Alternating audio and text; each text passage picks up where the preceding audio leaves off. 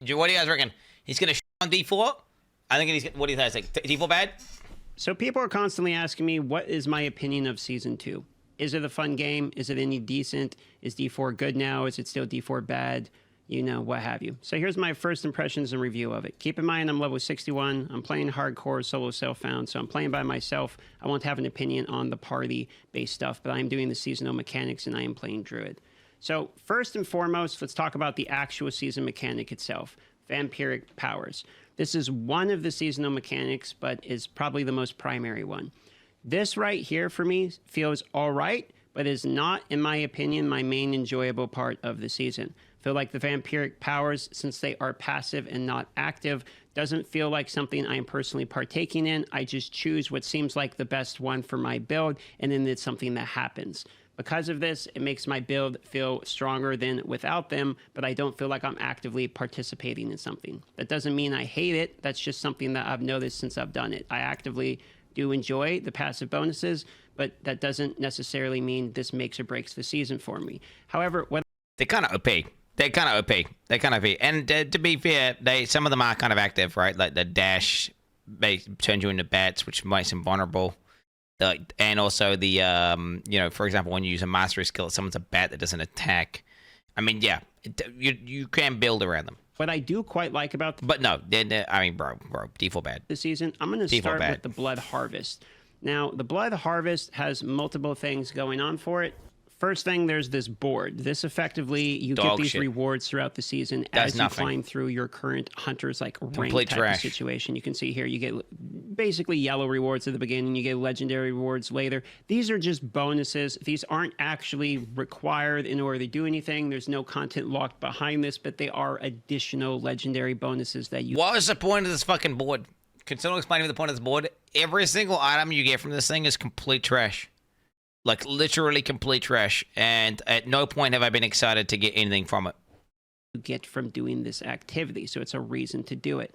But more so, the Blood Harvest area is pretty cool because when you get a new one of these, there's going to be a whole bunch of whispers. I've already cleared mine out here, but there will be a whole bunch of whispers you can do in this area. It's sort of like a Helltide area. They also have these chests that as you kill minions, you're going to get these secret keys. These secret keys here will then unlock and give you more rewards. A lot of legendaries actually can come from these. You'll get multiple legendaries sometimes for them. They're also pretty nice to have the keys directly after you go through a capstone. Then you come here and you can pretty much get yourself some guaranteed yellow upgrades right away. So this has been a noticeable way after me jumping from one tier to another for me immediately to gain some power. Another noticeable way to gain...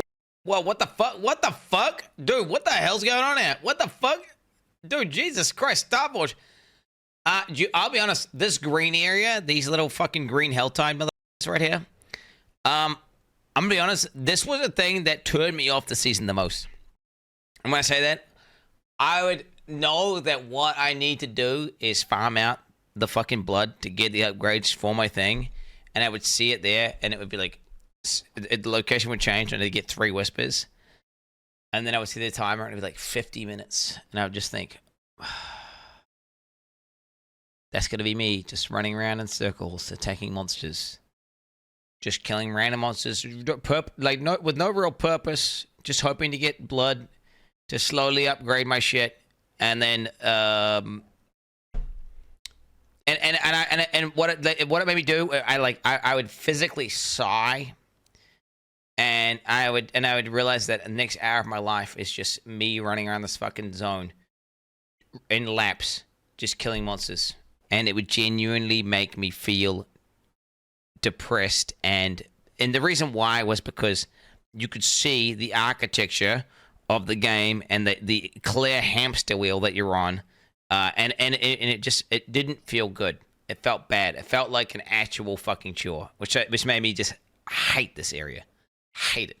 Right away. So this has been a noticeable way after me jumping from one tier to another for me immediately to gain some power. Another noticeable way to gain some power is with a Starforge PC system. You can actually use my link in the description or in the pinned comment to pick yourself up a Starforge PC and get yourself an upgrade in order to play Diablo 4 in every PC game you want. They currently have many systems available for a range of budgets, no matter what you're looking for. If you're looking for the Giga Chad one, all the way down to a entry-level PC baby on. you are covered by Starforge Systems. Yeah. Shout out to Starforge for sponsoring this video. And let's go back to the first impressions. You'll have these sort of events. Basically, as you kill minions, you're going to get these things called blood lures, and you can use the blood lures to interact with different parts of the environment here, which will bring different enemies to attack you, or some of these will have like a big event where there will be like 5 or 6 elites at the end of it, and you can get like 8 legendaries from doing it if you save up 150. So these are more things in which you can participate in that are in... There's literally 2 events. There's literally 2 events, and you only do this little chalice if you've got a whisper that says kill 2 guys. And otherwise, you just do the big one in the middle. And they are extremely boring. And it's pretty unrewarding, except for the one in the middle. All right, the one in the middle, if you have 150 blood, it's worth your time. In the overworld.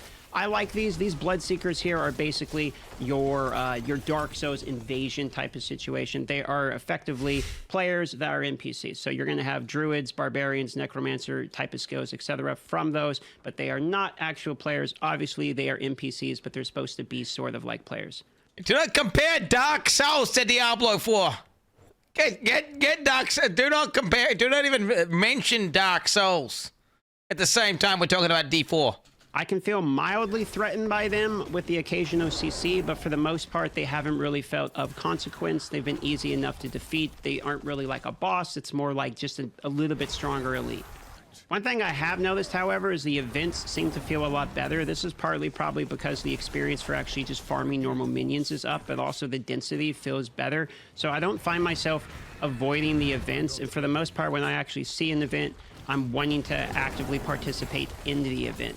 So that is a change, especially in dungeons, from where I was in an event before and it'd be like, oh no, an event, like let me get around this, to I actually feel like I want to do the events while I'm in them. Not so much for the rewards I get at the end of it, but because of the monster density and the experience in which I'm trying to grind. So that seems like a 180 on the events. You can see here the density seems as it should be. And so for me, so far, the events definitely feel better. I reckon they need to take a step further. Sometimes the events feel like it's a waste of time. Like, actually, and it's like, well, this one, but then I'd say that's like 1 out of 4 feel bad. They need to get those 1 out of 4 events that feel shit, that take way too long and aren't rewarding enough, and just make them better. Because it should be every time you see an event, it's like, oh shit, Poggies, log in.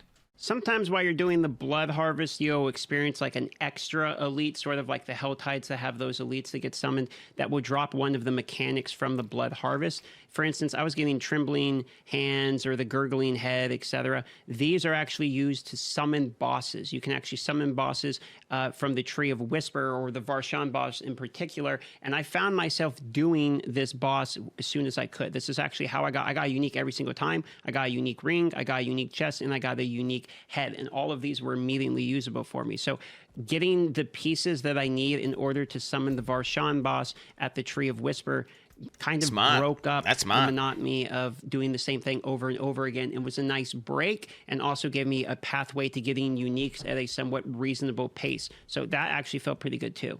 In terms of the actual quests, the seasonal quest that you do is quite short. It reminded me a lot of the Season 1 quest ended in a boss fight. The boss fight was pretty enjoyable, but also pretty mild and doesn't take a lot of time. It's not the focus of the season, and I don't really have much of feedback on that because you just do a couple quests real quick, unlock the vampire powers, you continue them, which forces you through the chapter's journey. The chapter journey will end up unlocking for you more aspects, including the new ones. The new aspects actually I'll go ahead and say the writing for that quest was fucking abysmal. It was fucking ultra trash. It was fucking trash.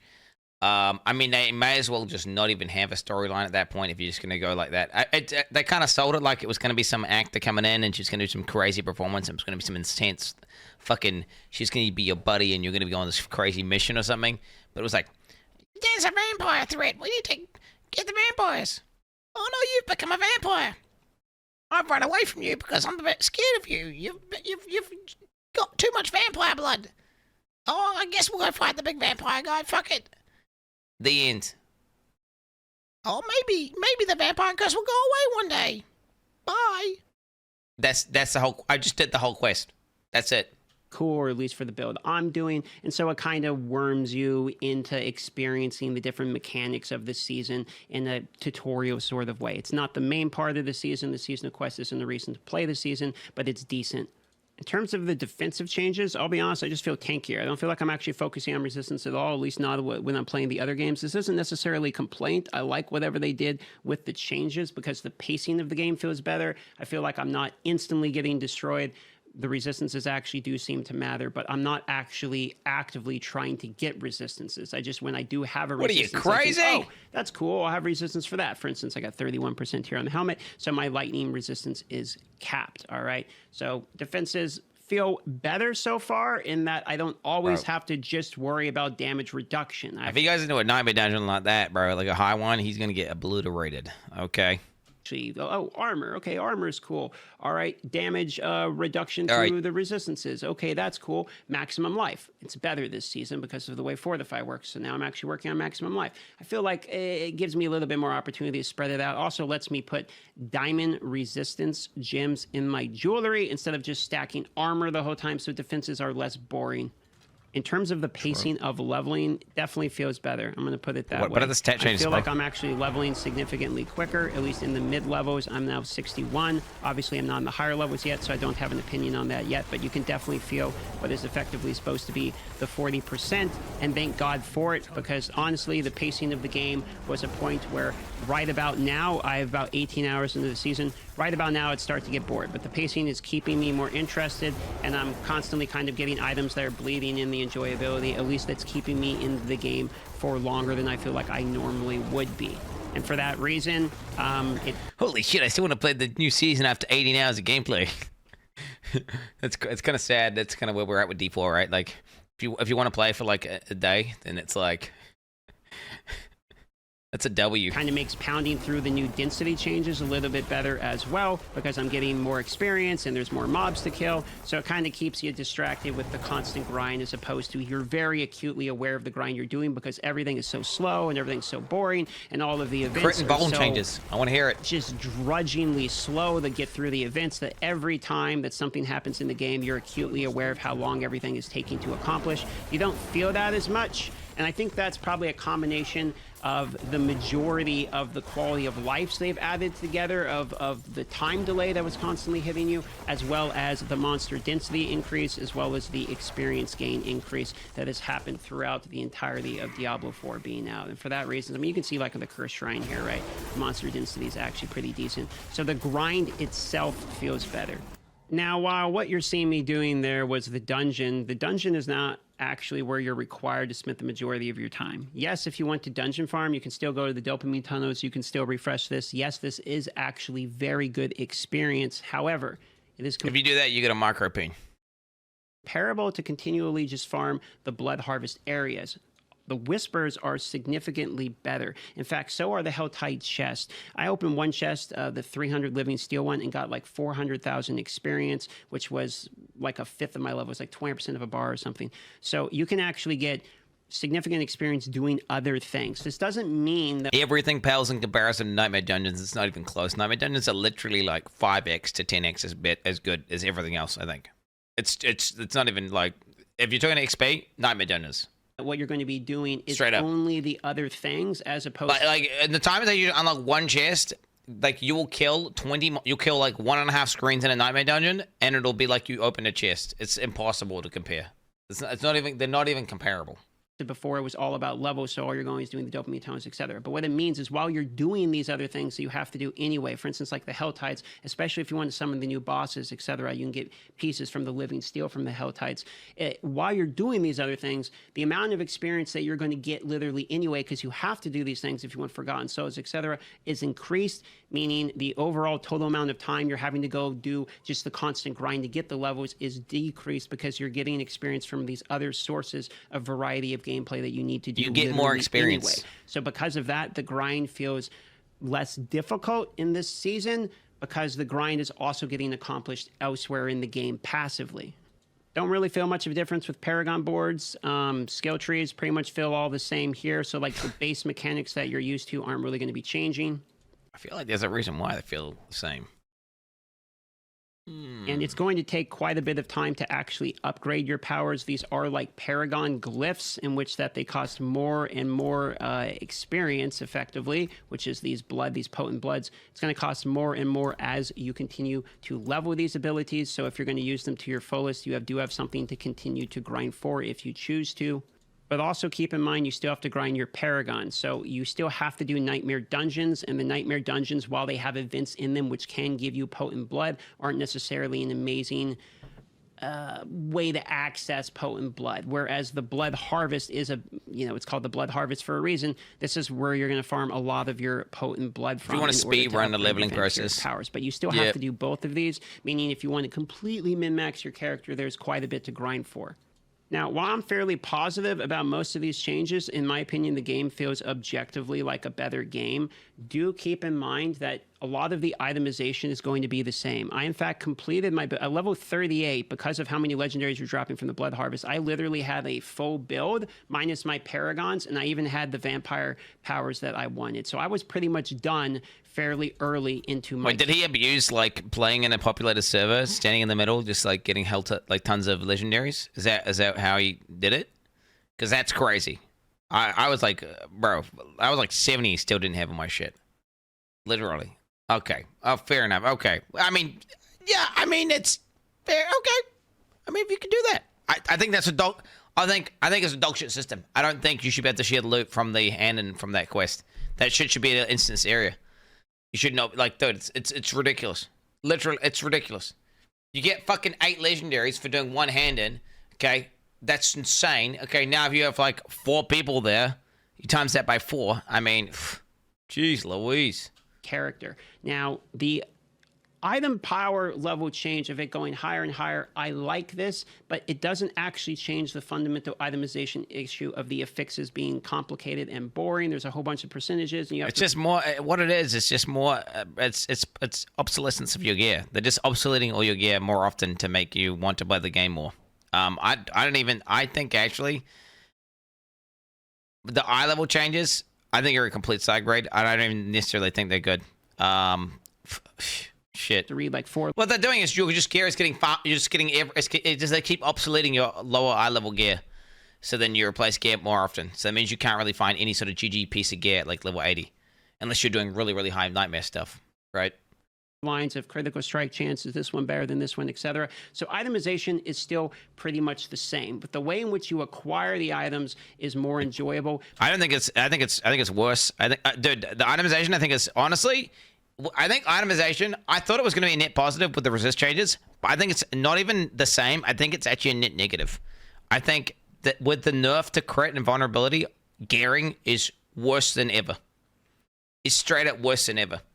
And they need to fucking revert that change and come up with more stats and more ways to itemize your character, to build your character and rebalance the game around those changes. Straight up. I think the current crit changes and the current vuln changes suck.